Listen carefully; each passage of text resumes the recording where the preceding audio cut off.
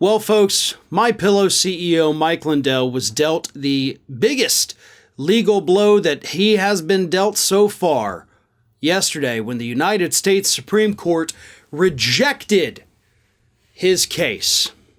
Mike Lindell had appealed all the way to the Supreme Court, apparently. I didn't even know it was going to the Supreme Court.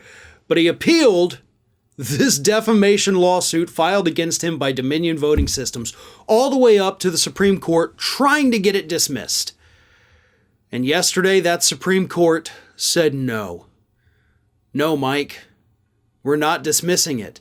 We're sticking, of course, with the lower court's decision, which is what it means when the Supreme Court rejects something. They don't have to say a word other than no. So that means the lower court's decision stands. And the lower court decided that, yes, Mike, you will be going on trial for defaming Dominion Voting Systems. There is now literally nothing that Mike Lindell can do to stop that lawsuit and trial from moving forward. But that's actually not true, though, because Mike Lindell actually does have one legal option left to avoid having to go to trial. He could settle.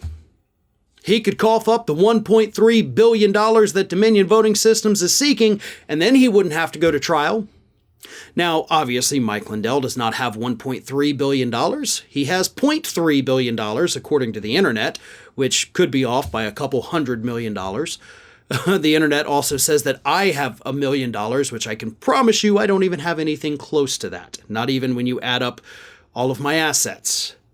So, who knows how much the guy really has? But either way, definitely not $1.3 billion. So he would have to basically give up his entire company and every dollar he's ever made in order to come up with a figure that Dominion might consider accepting as part of a settlement. But I don't think he'd be able to come up with enough. I don't even think if he had $1.3 billion that Dominion would accept it at this point. Because to me, it's very obvious that Dominion Voting Systems is not necessarily after the money, right? I think Dominion wants actual justice. I think they want these people punished, and that's good, right? Like, I'm not saying that like it's a bad thing. I'm saying that like, hey, that's the best way to do this because it's not about the money. Maybe it is. I don't know. I don't work for Dominion. But I would like to think that they care more about having these people pay a political price, pay a public price for the lies that they have been spreading about this company. And of course, when I say these people, I'm not just talking about Mike Lindell, because the other two people being sued as individuals, in addition to Fox News, are Sidney Powell and Rudy Giuliani. They need to be exposed.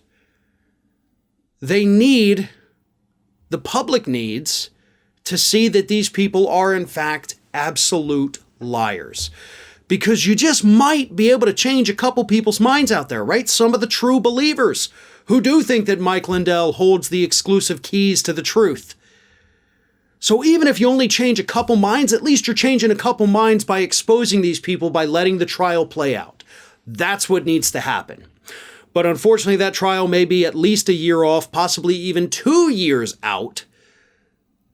And we won't know, obviously, until the conclusion.